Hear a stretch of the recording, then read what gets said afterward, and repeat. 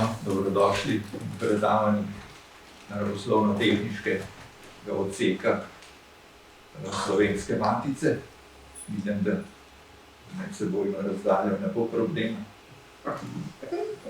No, danes z veseljem pozdravljam predavatelja, in sicer Boštjana Rožiča, rednega profesorja na naravoslovno-tehnični fakulteti v Ljubljani.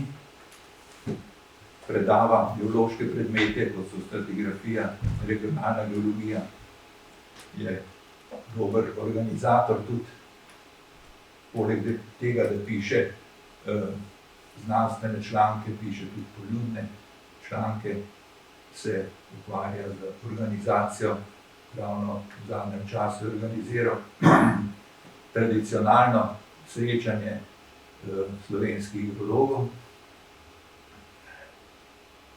No, danes nam bo predstavil, kako vpliva geološka zgradba na podzemni tok vode. Kot veste, na Krasu nimamo površinskih voda, zato je pomembno, da spoznamo podzemne vodotoke. No, kaj več bo pa kolega povedal, prosim. Hvala, Eme. No, takole, mnogo nekaj se je pobralo. Načeloma jaz sem lahko brez maske, če ga dovolite. Sem cepljen, tako da ne bi bil problem. Hvala za predstavitev, še enkrat sem Boštjan Rožič. Jaz sem drugače predavam čisto druge predmete, da to srečavanje z podzemno vodo je bolj kaj naključno, nisem hidrogeolog, ampak sem eno leto delal na eni hidrogeološki firmi in se mi je prav kombinacija teh bazičnih ved, katere sem nekako bolj umeščen v njih, in pa recimo hidrogeologije, klasične vedi, ki se ukvarjajo z podzemnimi vodami, se mi je zdelo strašno zanimivo ta kombinacija, in od takrat naprej tudi to skozi počnem, tako kot nek stranski produkt. In o tem bom danes vam malo razlagal. Zdaj, niste vsi geologi. In zaradi tega mogoče, jaz sem v resnici nastavil predavanje precej podljudno, in zaradi tega bom malo zlorabil to hidrogeologijo. Če bom kdo to potem po kameri slučajno gledal, se opravičujem vsem hidrogeologom, ampak gre za to, da bom probal te osnove toka podzemne vode zelo preprosto razložiti, zakaj gre. In gre za to, da pač del vode teče po površini, to vidimo, del je pa ponikne v notranjost zemlje, in takrat govorimo o podzemni vodi. In zdaj niso pa vse kamnine vodo prepustne, ampak imamo kamnine, ki imajo v sebi vodo, in tim rečemo vodonosniki. To so recimo dostikrat označeni zeleno barvo, tudi jaz sem jih takole pobarval. Zdaj kaj je na sliki, to je naključno izbrano območje, to je Rešica pri Ljubljani, gor nad njo je tak karbonatni masiv, ki ima v sebi vodo, spodaj so pa eni stare kamnine in termokarbonski skladi, ki pa nimajo vode. Skratka, načeloma je tako, da del kamnin ima v sebi podzemno vodo, del kamnin pa ne, oziroma zelo malo, in tem rečemo vodonosniki. Ostali so pa, v bistvu, lahko govorimo o nekih vodnih barierah, ki pač zapirajo vodo. Zdaj, če si predstavljate, kako to izgleda potem v notranjosti, zdaj v tej čez naredili tak močen presek, bomo pač razklali zemljo na pol, pa bomo pogledali njeno notranjost čez tale hrib pri Rešici, in to izgleda približno takole. Ti imaš pač vodonosnik, potem je en takšen kontakt vmes, ki je različne narave, na to nas zdaj niti ne briga. In potem imaš tukaj neprepustne kamnine, in seveda tukaj se nekako voda pronica v te kamnine, natoči del vodonosne kamnine, in potem se na stiku ponavadi izliva ven in dobimo izvir, in naprej imamo ponavadi površinske toke. Zdaj, v bistvu isto se dogaja na Krasu. S tem, da na Krasu je ponavadi tako, da nekaj površinskih voda, recimo tu pa tam imamo, sploh če imamo v stiku ne kraški, pa kraški teren, in takrat vode, ko pridejo do kraškega terena, naredijo pa glih kontra, če se vrnemo nazaj, pretečejo iz tle in potem poniknejo v kraški svet. Ne. Torej, kako je pa v kraškem svetu, kjer imamo mi v resnici v celoti celotno ozemlje zgrajeno iz vodonosnih kamnin, keče v tem, da zdaj površinski svet kraški nam je kar dobro poznan, že dolgo ga raziskujemo, ne. Delno vidimo tudi te sisteme na površini, ne v obliki kakšnih jezer, površinskih tokov, so kakšna kraška polja, znajo biti zanimiva, ki se občasno natočijo in tako dalje. Ne. Te stvari so nam kar dobro poznane, tudi recimo tok Ljubljanice in tako dalje, ne, v zaledju. Študira se to že celo večnost. Ne. Recimo imamo te zgodne slike od Valvazorja, kjer že razlaga resnici neke kraške sisteme, ne. Poskuša razlagati. Zdaj, danes nekako vemo, da kraški svet, to, kar ga mi vidimo, ne, je v bistvu samo opusteli vodo, kako naj temu rečem, v bistvu opusteli vodni vodovod, ne, praktično govorimo o vodovodu, ker teče po nekih kanalih voda v Krasu, ki se je dvignil na zadostno površje, da je v bistvu presušil. Kar meni, da večina vode v Krasu teče po nekih jamskih sistemih, ne, zaradi tega tudi jame nastajajo in so v osnovi prevodniki za podzemne vode. Potem, ko se podzemlje dviga, ne, pa nekje globje nastajajo nove jame, to, kar pa pride na površje, pa mi vidimo kot jame in vstopamo v njih. Takrat, ko se sistem nekako ta sistem, ki je bil nekoč globoko opusti, rata še nedostopen človeku. Tukaj iz tega študije nekak stika s podzemno vodo, se da potem pa marsikaj pogruntati. Zdaj, torej v Krasu, v resnici, se jame razvijajo kot neki kanali, po katerih potem voda izredno hitro prenica. Kako se razvijajo jame? Zdaj, nekaj malega bomo o tem morali še povedati, da boste lahko razumeli nadaljevanje predavanja. Zdaj, ponovadi se razvijajo potem take majhni kanalčki, ki se potem za časom lahko razširijo. Zdaj, kje se pa naredijo te kanalčki, te začetni horizonti, rečemo, to se naredi ponovadi v kakšnih lezikah, torej to so neke diskontinuitete v kamnini med dvema plastema, torej tukaj imamo plasti, ne, in tukaj vmes se očitno je štartala neka jamica in izrasla do te mere, da je potem lahko so se čez nje pretekale velike količine vode. Ali pa alternativno, ne, po kakšnih prelomovcah ali pa razpokah, tako je pa tukaj en drug primerček. Ne. To so tiste glavne nezvezdnosti v kamninah, v katerih se razvija ta jamski sistem, ne, skozi katerega potem teče voda. Zdaj, na samo obliko, ne, oziroma smer rovov v kraškem svetu pa praviloma, vsaj po mojih opazovanjih, najbolj vpliva v resnici zdrobljenost oziroma tektonska prizadetost kamnin.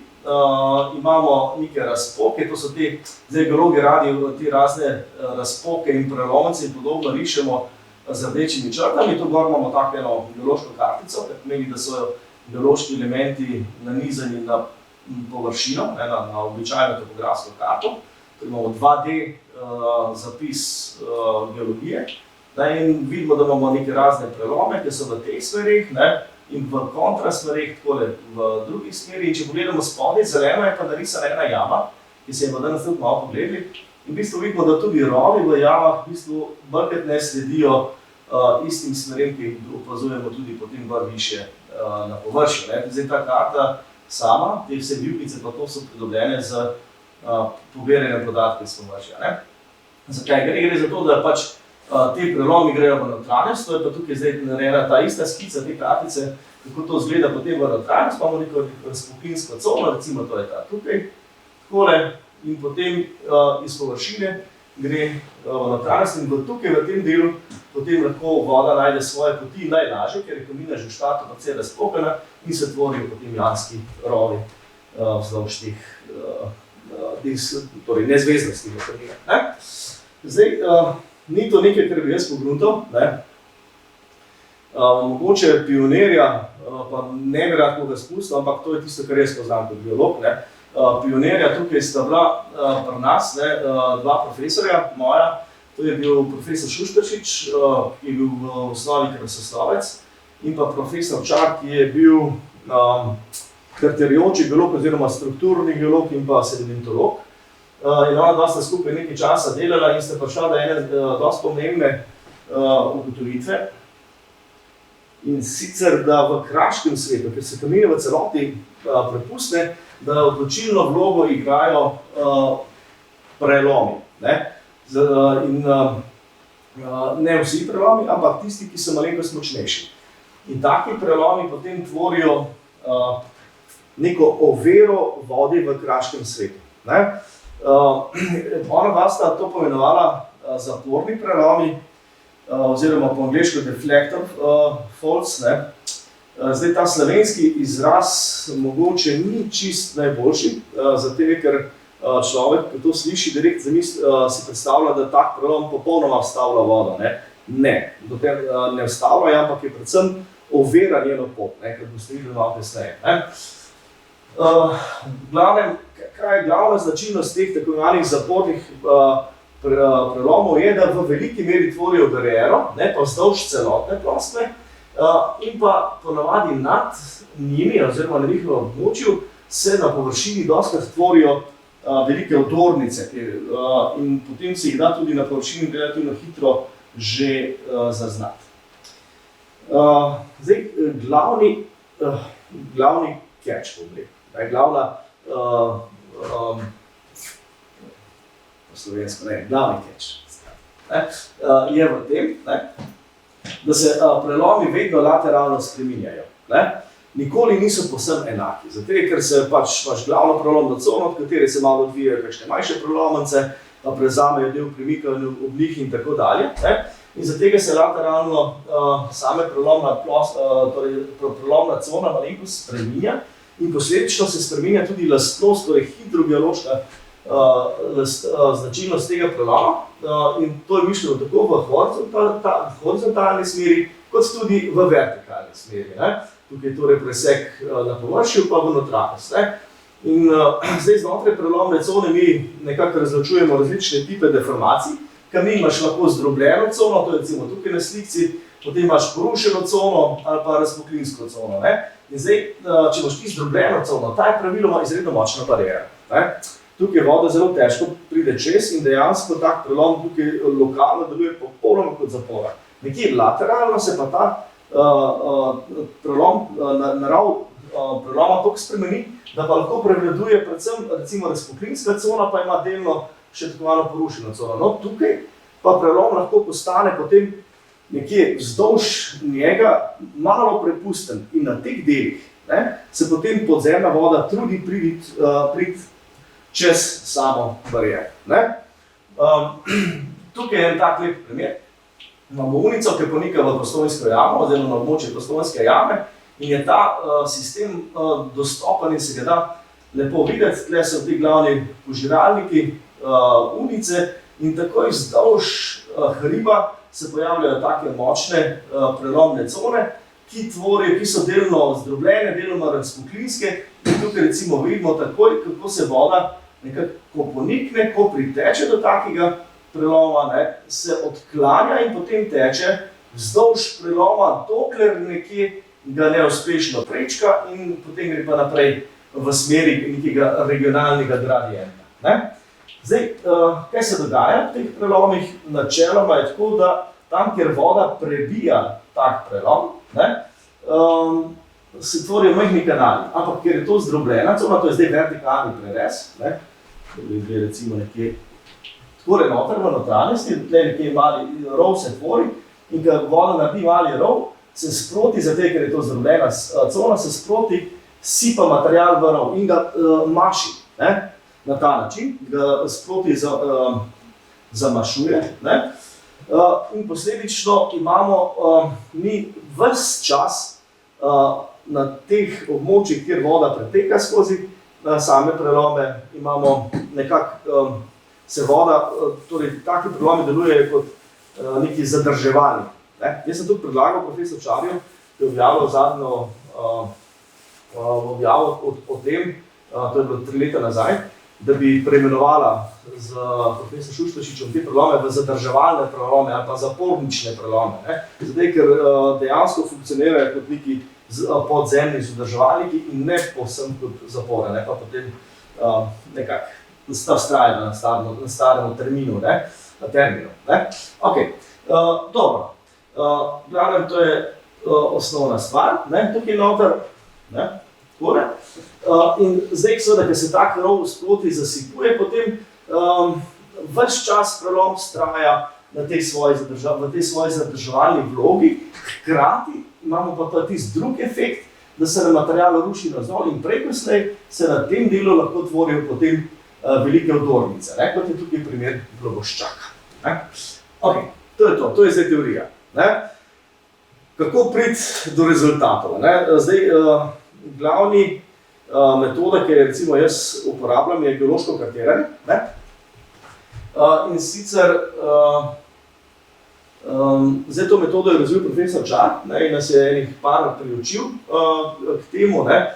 In zdaj, kako se stvari streže? Gre za to, da hodiš na teren in opazuješ predvsem geomorfološke oblike na površini. Ti dajo že kar dober indic. Sploh danes, ko imaš na voljo recimo LIDAR, se to da že v pisarni predvsej tega videti in predvideti, da si potem na teren že pripravljen. Skratka, najprej opazuješ oblike vrtač, pa če so kakšne nanizane v kakšnih smereh in podobno, in pa predvsem njihova oblika se opazuje. Torej imamo geomorfološko opazovanje, je pa tako, da v različnih prelomnih conah se tvorijo vrtače različnih oblik, to je pač profesor Čar objavil takrat, in na podlagi potem analiz teh vrtač ti dobiš že prve ideje o tem, kakšna naj bi bila neka tektonska zgradba oziroma struktura, torej te prelome, razpoklinske cone in to, na nekem območju. Recimo tukaj je tak primer ene ovalne terase, vrtače, čez katero gre razpoklinska cona in ima malo tukaj na tem delu, pa na drugem delu malenkost znižano morfologijo, drugače pa precej lepa okroglost.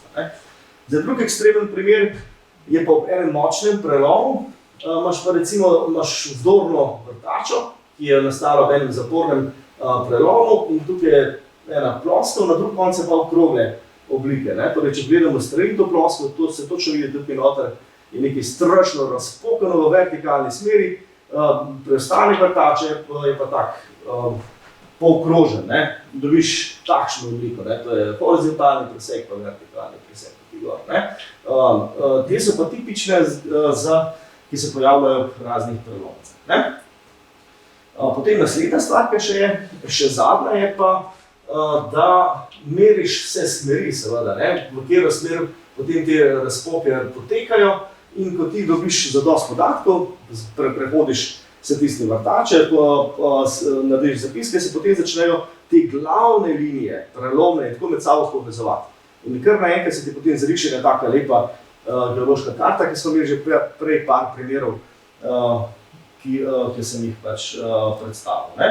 In pa seveda opazuješ smeri in pa tudi, če opaziš kakšno preporušeno cono, tukaj je primer, vidite, tle je lep proklenc, lateralno postane pa tak kaotičen in točno vidimo, da je to nastalo v eni prelomnici, se to potem tudi vse natančno opiše in zabeleži.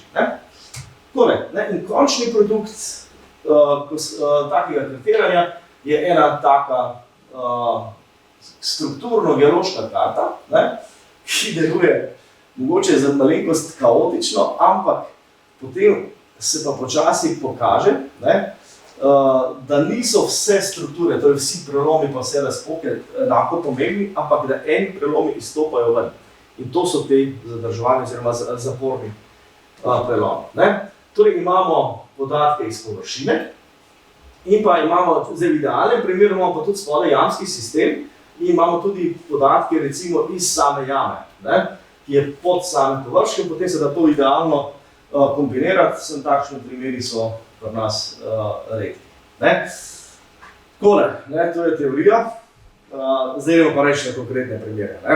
Upam, da ste približno razumeli, kako pridemo do rezultatov in pa kaj nam ti rezultati povejo.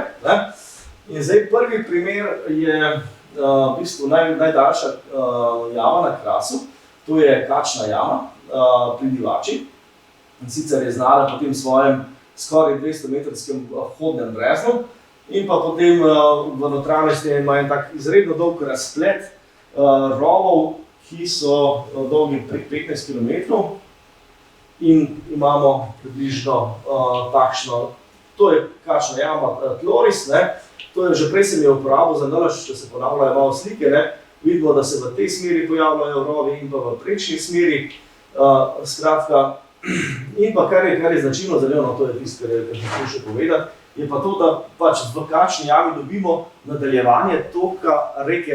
Reka ponikne v Škocjanskih jamah, potem imaš sifone, je nedostopna nekaj časa in ponovno se pojavi v kačni jami. Ne.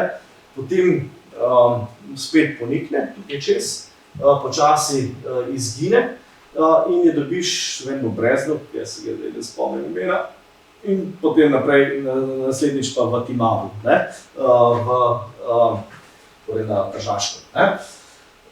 Zdaj to je Tloris, to je pa vertikalni prerez mislim, da je iz doktorske dizertacije oziroma iz knjige od Mihevca, dr. Mihevca, izredno dobra knjiga, s katere smo dobili precej dobrih, čeprav je on je geograf, ampak je izredno dober opazovalec, ne, in podatki, ki jih je zapisal, so nam prav prišli pri interpretaciji sami. No. Skratka, kar je še značilno, zato je, da je sama jama v 3 nivojih, to je vertikalni presek, ne, in zdaj, da ponovadi teče po najnižjem nivoju, ob malo višjih vodah se dvigne na drug nivo, samo ob res najvišjih vodah se pa celo takole zgodi, da preteče tukaj čez to stopnjo in se priliva čez na drug konc, na drugi del jame, ki je tudi vhodno brezno.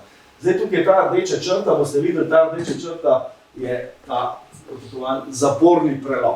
Ne? Zdaj, kje smo? Ne? Geološko gledano smo na Krasu. To je geološka karta, vidimo, da je precej enih različnih kamnin. Tukaj v okolici Divače, pogledali si bomo ta vehni košček tukaj. Ne? Zdaj tukaj prevladujejo predvsem kredne kamnine, zapolnjenimi takimi lepimi rodistnimi apnenci, to so pač ene zgornje kredne školjke, ki se dosti dobijo tukaj v okolici Divače. Zdaj, kar je značilno za to celotno območje je, v resnici, da je to sam apnenc. Torej, nas v resnici ne briga, koliko je star, ampak dejstvo je, da je v celoti prepusten. Ne?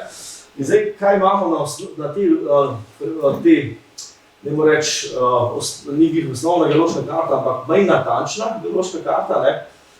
Že vidimo neke rdeče črte, to so ti prelomi in en najpomembnejši tukaj je Divaški prelom in ta je sigurno zaporni, ne, to ni debate, ta je izredno močen, ne, v bistvu je aktiven že vsaj zadnjih 100 milijonov let, ne, torej je precej taka pomembna mrcina od preloma, ne. Ampak, ne, če ti pogledaš potem malo bolj natančno, bomo pa videli, da se vzporedno za njim pojavlja kar nekaj manjših prelomov, to je pa zdaj karta tistega malega kvadratka, in sicer ozemlja nad kačno jamo, in tukaj vzadaj imamo Divaški prelom, ne. Potem imamo pa tukaj en čak močen splet enih prelomov in na tega bom že zdaj upozoril, to je tako Risniški prelom, tako smo ga poimenovali, po vdornici Risnik, ki je prečka, in ta se je izkazal za izredno pomembnega. Ne, zakaj? Zato je, ker večina voda, ne, tole tukaj noter, zdaj je to pa poenostavljena skica, skratka, gledajte, kaj naredili, ne, to je zdaj en cel kup enih razpok, ki so mogoče manj pomembne, pa bolj vplivajo na samo obliko jame, na sam geološki sistem, pa model same jame pa ne. Izkaže se, da je najpomembnejši ta prelom, Risniški, in ta deluje kot zaporni prelom. Kaj imamo? Mi imamo reko, ki priteče iz Škocjanskih jam vzdolž tega preloma in teče ves čas takole, ne v smeri regionalnega gradienta, zato ker Timov je v smeri od tukaj proti sem.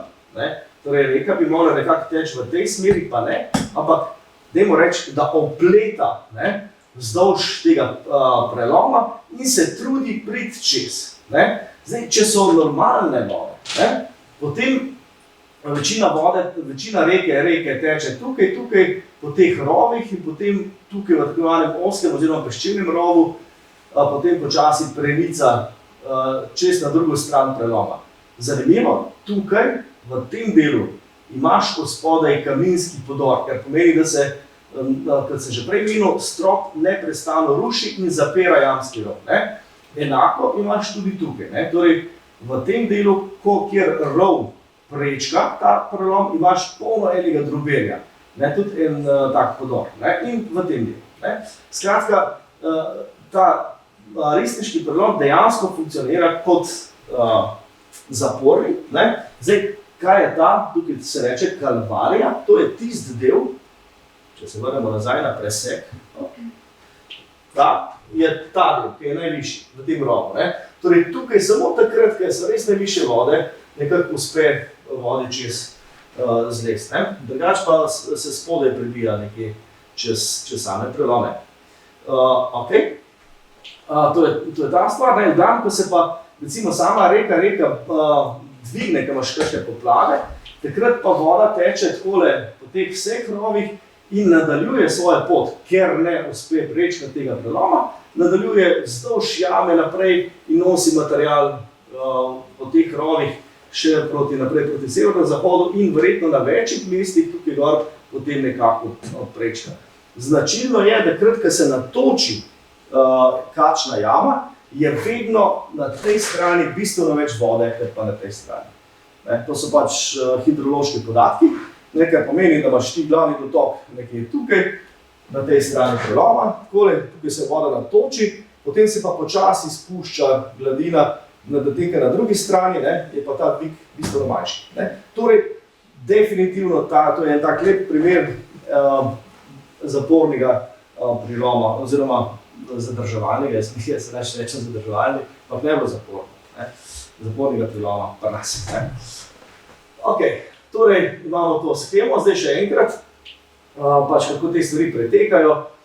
Imamo glavni dotok iz tukaj in potem v normalnih vodah seveda tukaj čez teče, ko pride pa do viška, voda pa potem sam tok se nadaljuje vzdolž preloma še proti severozahodu in na večjih mestih potem se počasi vode pretočijo. Samo, če je pa res ogromno vode, to se zgodi ne vsako leto, ampak na vsake toliko časa, potem se pa dvigne zadost voda, da se pretoči čez ta kanal. Moramo vedeti, da tukaj ta del je dejansko bolj kot neosušen in za tega tudi možen prehod čez ta del. Ni več aktiven, ni več aktiven vodni rov večino časa.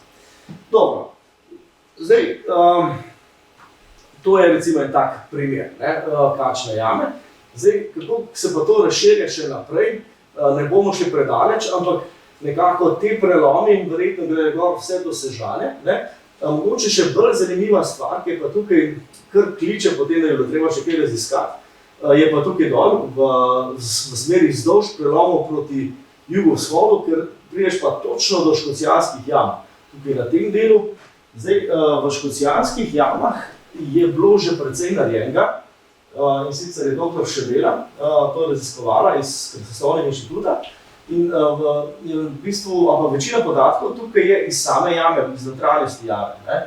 In načeloma risniški prelom, koliko sem jaz gledal, bi mogel priti tukaj nekje, takole dol in dejansko vidimo podobno situacijo, reka pride tle preteče iz flišnega območja po površini, ponikne v Škocjanskih jamah in potem naleti na neko bariero in se vzdolž bariere, ki verjetno poteka tukaj, takole nekako, potem preusmeri iz regionalnega gradienta v smer vzdolž preloma proti severozahodu in potem jo sledimo vse gor do risniškega, do kačne jame.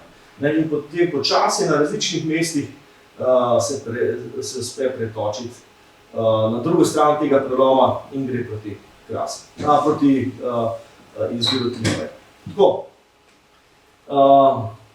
Še ena skica, tukaj noter, to je sistem kačne jame za tem prelomom in zdaj to so pa Škocjanske jame in zdaj, če to podaljšamo naprej, takole, ta prelom približno v tej liniji je tisto, kar sem prej razlagal.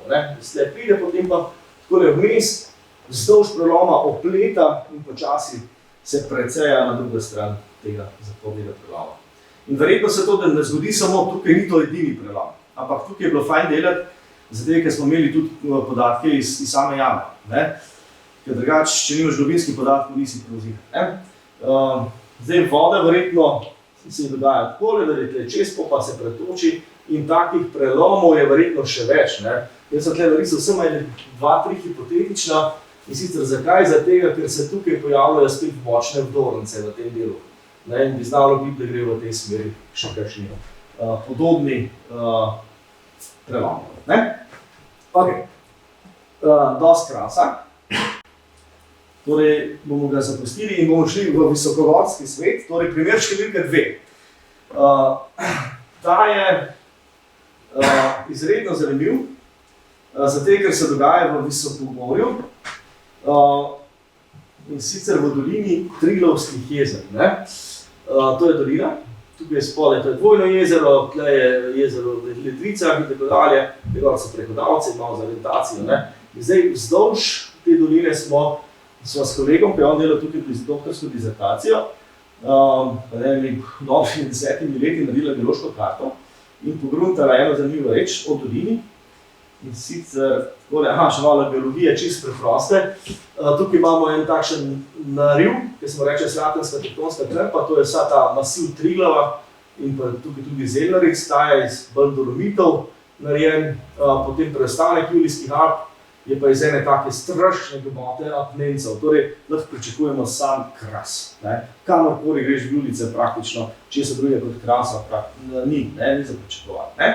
Zdaj, če se vrnem nazaj na tisto, ki sem prej začel razlagati, kaj smo ugotovila je to, da je sama dolina Triglavskih jezer v resnici, to je pogled podoben prejšnjemu, iz juga proti severu, torej iz tle v samo dolino. Sama dolina je nastala približno tako, da ste imeli ene take prelome, ki se med sabo oddaljujejo in znotraj tega, temu se reče divergentni prelomni klin, se je prišlo do spuščanja ozemlja. Torej, sama dolina je nastala tektonsko, v štartu, da se razumemo. Potem, kasneje, je bila preoblikovana z ledeniki, seveda. Vse doline alpske so preoblikovane z ledeniki in imaš tudi neke stvari, ki so značilne za ledeniško preoblikovanje, ampak sama osnova doline je pa definitivno tektonska. In to se tudi lepo vidi recimo na lidarskih posnetkih, ki imamo tukaj, to je ena prelomovca, takole dol, vidite tole črto, ki je malo bolj intenzivno spreparela, to je ta, tole dol, pa ena gre tle od zadaj, tole v to dolino, to je ta, tole, oziroma na tem modelu je to ta, leva, pa ta desna tle od zadaj, in med njima so pa taki manjši prelomi, vidite, take prelomne stopne, ki spuščajo bloke na stopničasto navzdol. Tako izgleda pa iz strani, takole imaš en prelom, torej en tektonski blok, pa prelom, pa spet naslednji tektonski blok, ki je malenko spuščen, pa spet prelom, pa še en nižje in tako dalje. Je sama dolina take tipične stopničaste zgradbe, verjetno ste že šli, da je čez, hodiš po dolini, pa prideš do ene stopne, pa se moraš malo pomatrati, 20-30 metrov, pa spet bolj ravnica, pa spet stopna. To so te štenge, stopnice, ki so v bistvu tektonsko pogojene. Zdaj, seveda sama dolina je, tukaj, če boste kdaj gledali kakšne slike, visokogorski kras, boste videli veliko slik iz te doline, ker je dejansko srhljivo lepo zakrasena. Skratka, to je en tak lep primer visokogorskega krasa, kjer imaš ogromno enih različnih kraških oblik, tukaj noter različne škraple, potem brezna, jame in tako dalje. Skratka, to je ta svet v dolini. Tako približno izgleda, jaz sem tukaj nanizal vse par svojih slik, ker vidite, je vse nekako prelupljeno za nekimi kraškimi votlinami.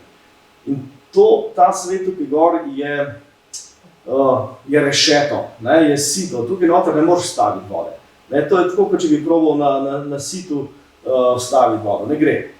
To načeloma gre vse direkt dol v samo notranjost Julijcev in potem na teh velikih dolinskih izvirih, kot je recimo Savica, prihaja ven na površje.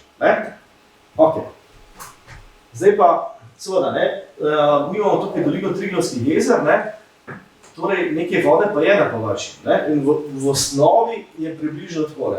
Osnovna ideja je, seveda, ker je bila dolina ledeniško preoblikovana, da so ta jezera ledeniška, kar pomeni, da dno samih jezer tvori neki ledeniški nanos, ki je, to je pač večinoma zdrobljen karbonatni mur, ki je neprepusten in posledično imamo tukaj neke akumulacije vode v malo bolj poglobljenih skodelah.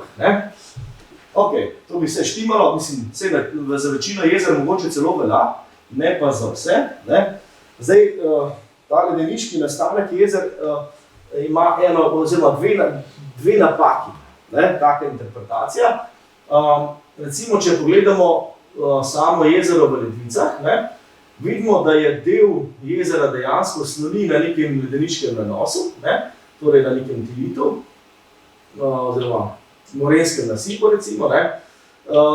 Del jezera, v celoti pa voda se naslanja na apnence, ki so skraseli. Zdaj, če pogledaš to slikano zelar, zdaj vidimo, da se te iste spokani skraseli apnenci nadaljujejo še kar globoko v notranjost jezera. Zdaj, kako za Boga voda ne odteče po teh razpokah? To je zdaj vprašanje. Zdaj, drug problem, ki je pa še bolj očiten, oziroma ga je težje razložiti, je pa ta, da so z sledilnim poskusom iz te objave so dokazali v resnici, da ima jezero v Ledvicah podvodni tok, torej imamo tukaj nek precej močen izvir in potem voda v jezeru teče v tej smeri in na drugi strani jezera ponikne, kar pomeni, da imamo mi v resnici vodni tok nekje v tem zakraselem svetu. Tukaj gor. Prej sem pa videl, kakšni apnenci so, kakšno sito apnence je. In zdaj isto imamo tukaj spodaj pri dvojnem jezeru, to je niže po dolini, imamo tudi izvir, še en močen izvir, ki ga uporabljajo za kočo pri dvojnem jezeru in ta izvir nekaj časa pač teče in potem tukaj pri sami koči ponikne nazaj v apnence. Torej imamo opravka z nekim relativno plitvim vodnim tokom, ki je precej močen v sami dolini. Torej, dokazan je tok, ki gre približno takole, to so tudi dokazali, tle so zlili sledino in potem so ga videli, da se približno v 3 dneh voda v celoti zamenjala v jezeru in relativno hitro, mislim, da dnev pa pol, zdaj na pamet, ne vem, ampak relativno hitro je voda, ki je tukaj poniknila, so je že dobili tukaj v izviru Močivca. Torej, definitivno obstaja podvodna povezava, ki je relativno plitva, visoko v visokogorju med temi jezeri v sami dolini. Vsaj deloma med jezeri. Torej, zakaj gre? Gre za to, da je bilo treba najti eno razlago geološko za ta vodni sistem, da je ta hidrogeološki sistem tukaj gor in sicer smo naredili precej raziskav.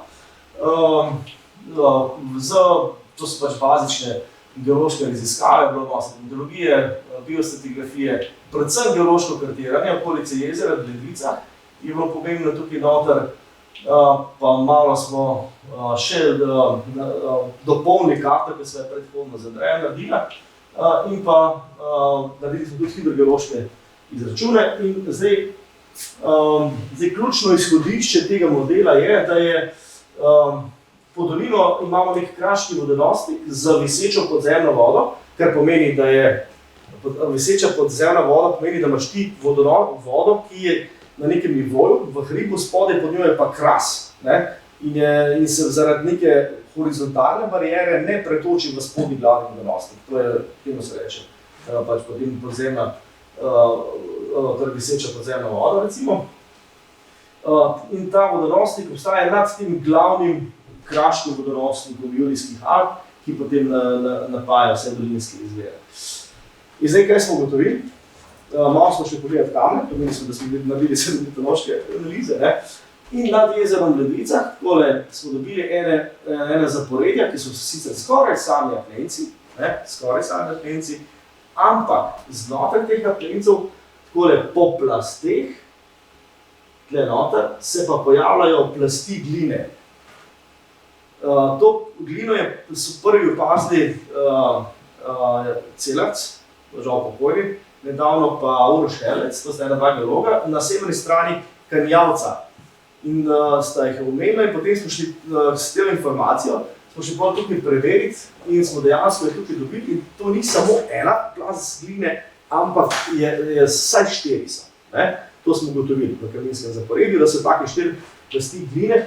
Zdaj, to je pa že precej. In glina je pa spet, ne morem reči, dihtunga za vodo. Glavnem je barijera, ki stavlja podzemno vodo in ker se pojavljajo po plasteh, se tole razširja torej horizontalno v sam hrib v notranjost. Torej smo ugotovili, če narediš en takšen prerez čez dolino, da imaš znotraj teh, to so vse neki apnenci, podrobiti, vse je prepustno, znotraj imaš pa en takšen horizont, ki je tukaj pobarvan z zeleno barvo, ki se takole počasi razširja v notranjost.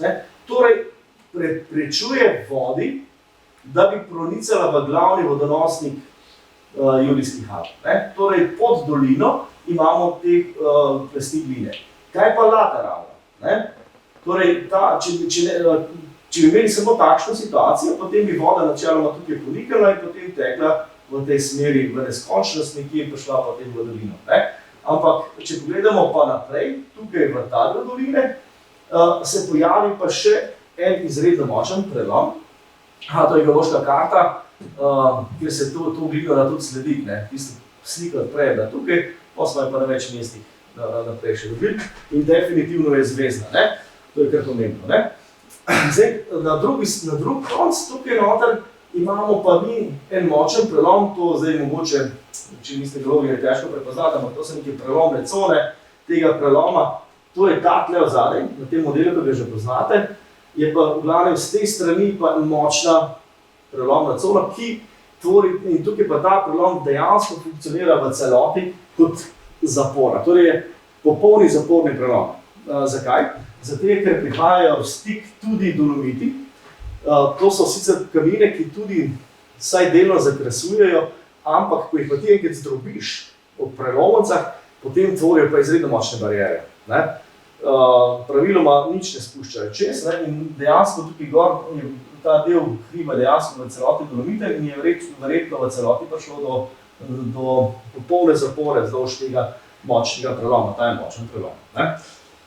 Tako nekako. Torej, kaj imamo? Če naredimo presek, imamo pod dolino Triglavskih jezer, v resnici en takšen vodonosnik, ki je sicer malo razdeljen na dva deloma, ni važno, važno je to, da veste, da v prečnem preseku imamo gline, ki potujejo noter pod Zelnarce, tako in na drugi strani Zelnarce pa ta močen prelom. In seveda mi to natočimo z vodo in imamo tukaj nivo podzemne vode. Torej, pod dolino Triglavskih jezer imamo vodo, ki je v nekakšni skledici. Zdaj pa še naslednja stvar, ki je pa tudi dobra, je pa ta, ki sem še prej omenjal, da imamo pod samo dolino še te prečne prelome, ki nam naslednje bloke spuščajo navzdol. Torej imamo najvišje bloke, pa vse te naslednji tektonski bloki, torej, bomo kar rekli tektonski bloki, se potem spuščajo vzdolž doline. In kaj se nam dogodi? Ti imaš skledico, potem je pa prelom, pa naslednjo skledico, ki je malenkost nižja. Pa še ena, ki je malenkost nižja, pa še ena. In vzdolž doline imaš čist lep vodonosnik, ki pretaka vodo iz zgornje skledice v spodnjo, pa spodnjo, pa spodnjo. In nam to zelo efektivno potem distribuira, kar prenaša vodo iz zgornjega dela doline v spodnji del. In nam potem se pojavlja tu pa tam v obliki jezer, teh izvirov in potem, v čem je catch, recimo tukaj nekje na eni taki prelomnici se pojavi majčken izvirček, nekaj časa teče in ponikne nazaj v vodonosnik. Pa teče v notranjosti kamin, pa spet na naslednji stopnji lahko se pojavi. V sami dolini imamo dva močnejša izvirčka, en je pri Koči, pri Dvojnem jezeru, en pa še malo nižje. Pa plus ta v jezeru v Ledvicah, ki je podvodni zver. Okay. Zdaj pa še ena dobra finta je tukaj noter. To je zdaj pač ta skica, kako to poteka. To je prečni presek, to je pa vzdolžni presek, vzdolž doline in imaš potem takšno pretakanje iz enega bloka v naslednjega, vzdolž teh skletic. In zdaj temu sem jaz takrat rekel, da je stvar, ki torej ta vodonosnik v resnici spominja na žleb. In dejansko vzdolž dna doline imamo imeno takšno žlebo podoben vodonosnik na koncu doline, tle spodaj.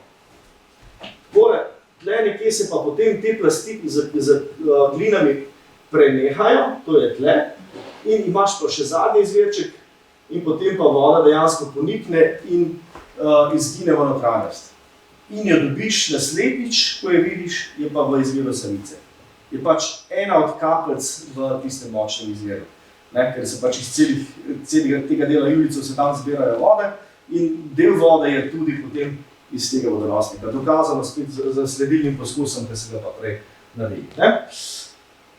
Še ena stvar je tukaj, ki bi mogoče rad povedal. Zdaj, samo jezero v Ledvicah je izredno zanimivo zaradi tega, kaj ti vidiš tukaj. Prej sem omenil, da so tukaj ti kamni na tej strani jezera, ti dejansko vidiš razgaljeno podzemno vodo.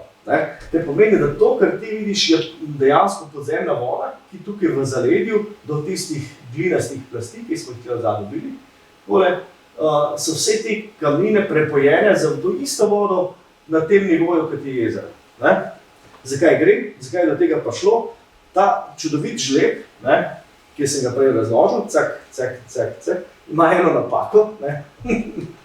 In sicer v tem delu, prav pri jezeru, pri Ledvicah, tisti prelomi, ki delajo tiste lepe stopnice, se malo, ta generalen trend spuščanja blokov se malenkost vstavi in je v tem primeru pri Ledvički je pa spuščen tudi kontrablok na tej strani. Zdaj, geologijo se ne spuščal, dajmo se reči preres pogledati vzdolž doline, pač imamo te stopničke, se voda spušča dol, potem na samem jezeru v Ledvicah je pa naslednji blok. Tukaj vidite, če gledamo spodnjo plast, to so recimo gline, tukaj tole pa spuščeno dol, pa še malo spuščeno, no naslednji blok je pa malenkost dvigne. Torej je neka luknja v samem žlebu in zaradi tega se voda tudi zadržuje v tem delu. In to vidimo kot jezero v Ledvicah v resnici. Ok, dobro. To je to. Zdaj, naredili smo tudi ene hidrogeološke izračune takrat s kolegi in smo pristno pogruntali, da je te vode toliko, da verjetno ne teče samo iz same doline, ampak deloma mora prihajati ta voda tudi iz masiva Triglava. Iz teh slatenske plošče pa se nekje potem očem skrito prelije iz višje kamninske mase v sam žleb in potem potrije vzdolž žleba, to niti ni važno. Mogoče ena stvar tukaj, vse te raziskave nekako v resnici niso same sebi namen, ampak se da z njimi tudi precej aplikacije ven potegniti. Zdaj s tem se ukvarjajo tudi številne, kar nekaj firm pri nas, z raznimi vrtanji in podobnemu. In zdaj tukaj je en primer, kako smo uporabili te rezultate, sem na hitro. Tukaj pri Dvojnem jezeru ima en majhen problem, da prej so imeli WC-ja tukaj od zadaj, direkt na kraškem svetu in seveda pač od Plake so šli direkt v kraški svet in je bilo v redu. Potem so pa naredili zdaj tukaj na tej strani čistilno napravo in iz čistilne naprave, ki je dela prav dobro, se voda potem zliva v en močvirnat cvet in se potem počasi steka v Dvojno jezero in začelo se dogajati, da Dvojno jezero že ful je začelo cveteti, ker prej je bilo kristalno čista voda, zdaj pa ni več. Če je fen vroče poletje, rata že čisto zeleno, glavnem precej grdo, pa se naredi pa tako. In v bistvu smo potem naredili še eno majhno geološko karto tukaj okrog. In kaj se je pokazalo, je, da imaš tukaj tak morenski nasip in to je koča, voda izteka potem na ta morenski nasip, ki je nepropusten in seveda počasi proti samemu jezeru. Zdaj, dvojno jezero je pa bolj kot ne dejansko ledeniško, v podlagi so morene, ampak prihaja pa tudi v stik z podzemno vodo. Če je veliko vode, recimo na spomlad, potem tukaj ponikajo te vode v notranjost. Torej smo zelo blizu kraškega sveta in potem smo jim predlagali ene take rešitve. Več rešitev je, ena je, da spelješ več vode iz močilca, čez, ampak ta je najslabša. Potem naslednja je, da prekoplješ cel južno od tega tektonskega bloka, kar se tukaj morfološko vidi, pa tle spustiš v to odpadno vodo, ta je najbolj zigar, ali pa da narediš vrtino, pa potem zlivaš odpadne vode, prečiščene vode, pač čez te glinaste plasti v spodnji vodonosnik, pa načeloma se potem to kar zreči, da v Savici ne bi smelo biti več problema z temi odpadnimi vodami. Ok, zdaj pa še zadnja stvar, na hitro, to je pa zdaj tekoča raziskava, ki poteka. Sicer gremo iz Alp na morje, direkt, in sicer, oziroma bolje rečeno, pod morje. Zakaj gre? Gre za to, to je zdaj naša obala, to, kar premoremo, in to je zdaj skica podmorskega dna. Vidimo, da imaš polno enih takih zanimivih stvaric spodaj, pripirana je na tako poglobitev, drugače so ene stare predelane sipine, malenkost naprej, neki ostanki nekih rečnih kanalov so vidni, in pa izredno zanimiva stvar so izviri podvodni, ki se pojavljajo pri Izoli. Oziroma deloma pri Izoli, to so ti pikce tukaj, in pa deloma na rtu Ronek, to je pa Mesečev zaliv, pa to je rt Ronek in tle naprej od rta Ronek, oziroma pri belih skalah se pojavljajo take podvodne kotanje, ki izgleda približno takole. Na morskem dnu ti imaš precej ravno morsko dno, pa imaš pa takih 20-30 metrov široko luknjo, ki je taka stožčasta, in iz te stožčaste luknje, to so pač posnetki za solarjem narejeni, iz dna potem bruha topla voda, ki smrdi po žveplju. To so v resnici malenkost žvepleni izviri. To je ena skica, ki so to pogruntali, so potem tam lokalni, ne znanstveniki, ampak tam potapljači, so delali raziskave, in Žumar je bil izredno aktiven v tem in je potem vse popisal, potem je neke vzorce in tako dalje, tega neki osnovni podatki že obstajajo, mi pa smo zdaj štartali z enim projektom, ki bomo probali še to malo natančno raziskati. Zdaj, kar je zanimivo, da žvepleni izviri niso samo v morju, ampak obstaja tudi star žvepleni izvir v Izoli. Sicer na območju, kjer je zdaj stara stavba Delamarisa, ki se zdaj prodaja, trenutno tam noter so bile včasih toplice. Tam je bila neka cerkev svetega Petra in neka jama kraška, majhna, spet pa imamo opravka s krasom. In noter je bil izvir, ki je bil malo, torej, ni bil glih termalen izvir, imel 21 stopinj, ampak topla voda in smrdel je po žveplju. Torej, ta voda je primerljiva recimo s tisto vodo, ki imajo v istarskih toplicah na Hrvaškem. Podobno je bilo tukaj, ampak ker ni bila toliko segreta, se potem to so se te toplice niso bile več v uporabi, tukaj so naredili Delamaris, ta stari, in pa samo jamo, da ne bi smrdelo po žveplu, po gnilih jajcih, v fabriki rib, so zabetonirali, da zdaj ni dostopna trenutno. Ampak podatki pa so, in je pa zdaj, prej sem se pogovarjal, so zdaj pa blizu Delamarisa naredili eno bajto, ker so naredili garažo in so prišli do podzemne vode, ki jim zdaj zaliva tisto garažo, in ta voda pa tudi smrdi po žveplju. Torej gre za isto vodo, ki se pojavlja očitno malo na Izoli, kot neka podzemna voda, in pa predvsem v morju. V morju ste videli, je pa kar nekaj teh izvirov. In to zdaj študiramo.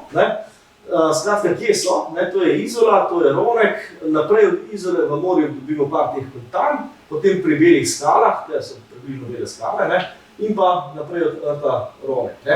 Zdaj, sama raziskava je dvofazna, in sicer se vzorčuje voda, probamo dobiti vodo na teh globokovodnih izvirih, pa tudi deloma na kopnem, in se potem delajo te hidrogeokemične analize, in pa geološka karta. Jaz to pač delam jaz, In s pomočjo geološke karte bomo probali locirati, razložiti, zakaj so te izviri tukaj, kjer so. Zakaj se tukaj pojavljajo. Zdaj, sem povedal, da namen geološke karte je razložiti mikrolokacijo teh posameznih izvirov. Ni više matematike. Načeloma je stvar še kar preprosta. Zakaj gre? To je geološka karta celotne slovenske obale, poenostavljena po Placarju. In kaj imamo mi tukaj? Če pogledamo skladovnico kamnin, če bi mi tukaj naredili vrtino, ki bi šli v notranjost, bi dobivali predvsem te fliše, to so neprepustne kamnine in to je večina slovenske obale iz tega narejene.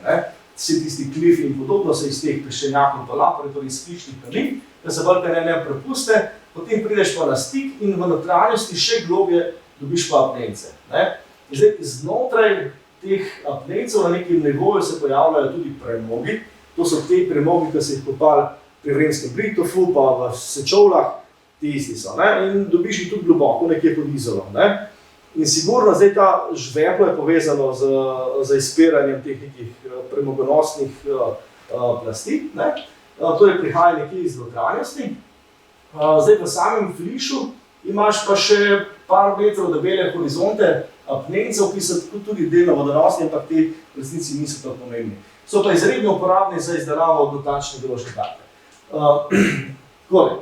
Torej, kaj lahko nekako zaključimo, zdaj bomo naredili podobno, kaj smo naredili čisto na začetku, enkrat pa bomo tako en močen presek naredili, pa bomo pogledali, kakšna je tukaj izgradna zemlja v notranjost.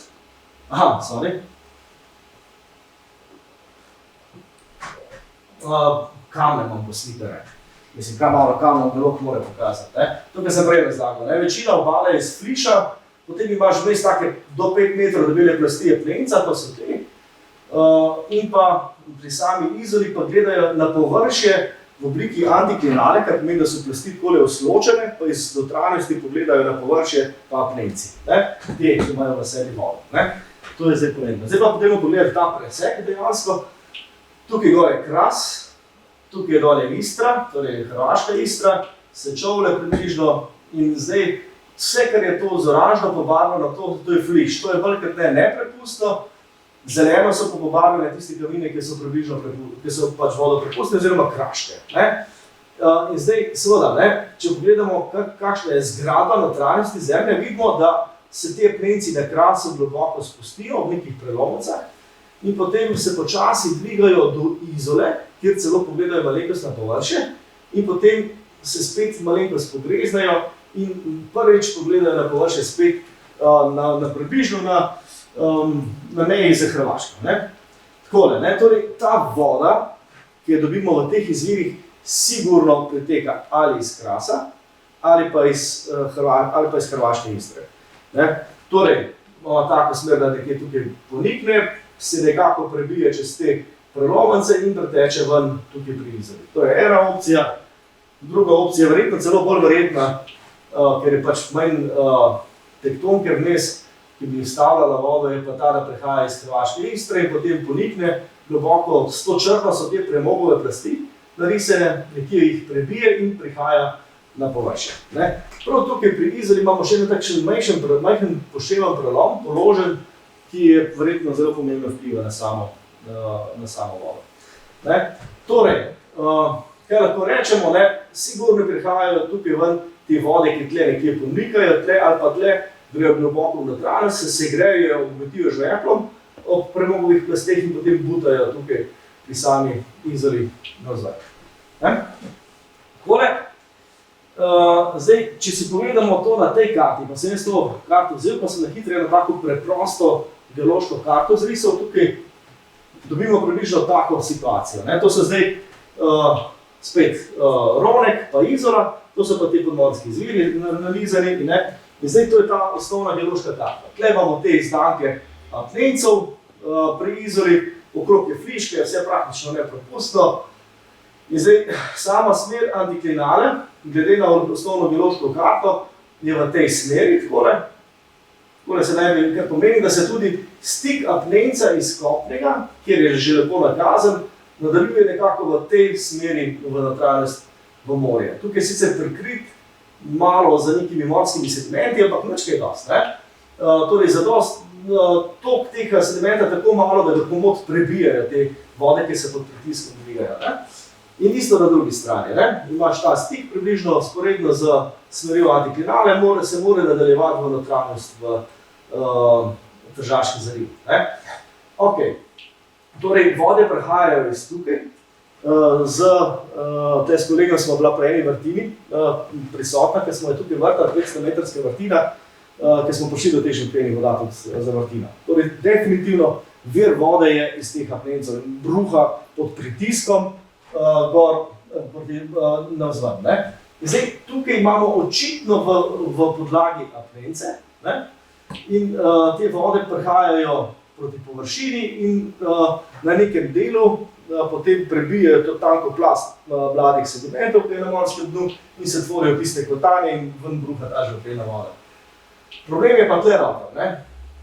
Kako za Boga imamo pa mi zdaj te izvire mi izven apnenčastega območja. Torej bi mogli izvirati iz fliša.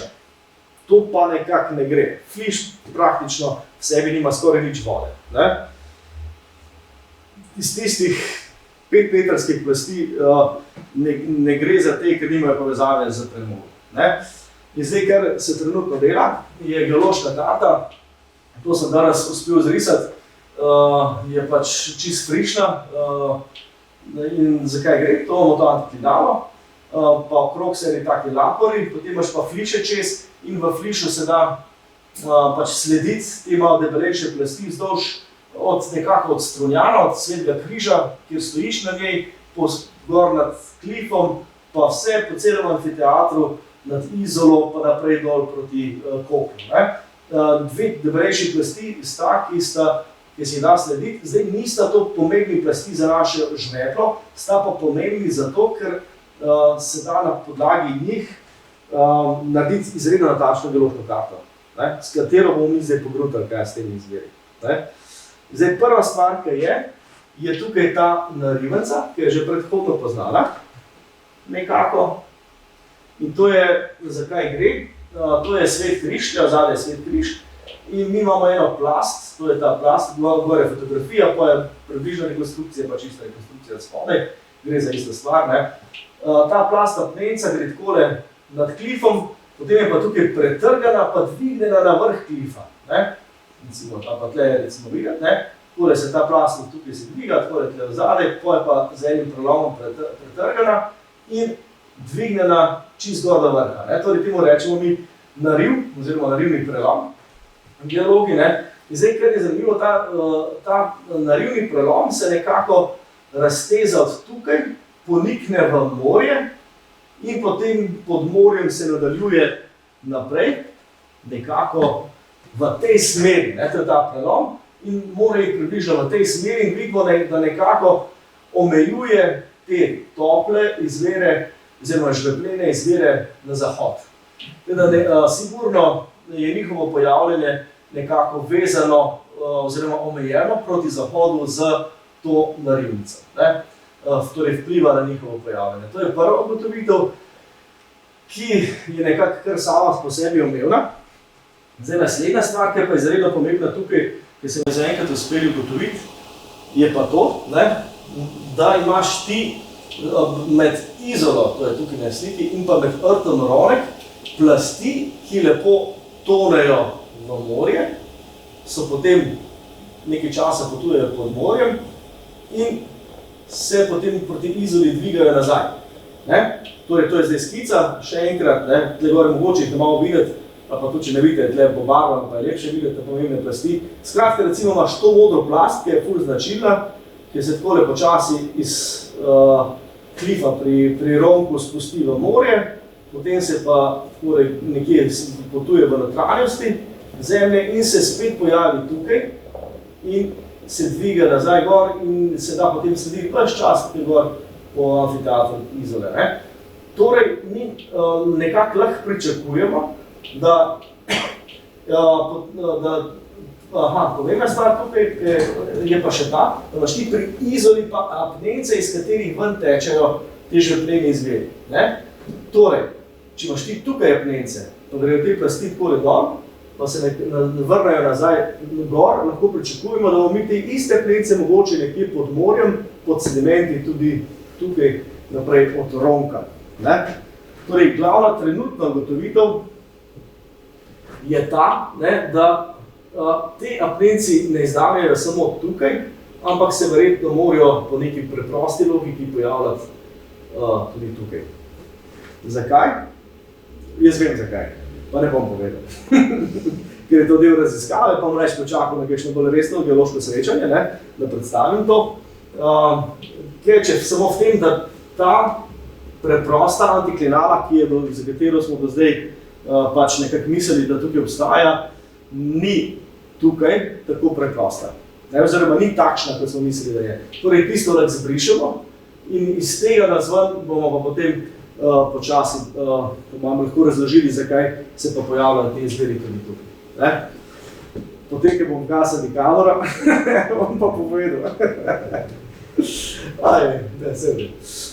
Skratka, treba bo malo spremeniti našo vedenje o strukturi tukaj na morju, ne dosti, čisto malo.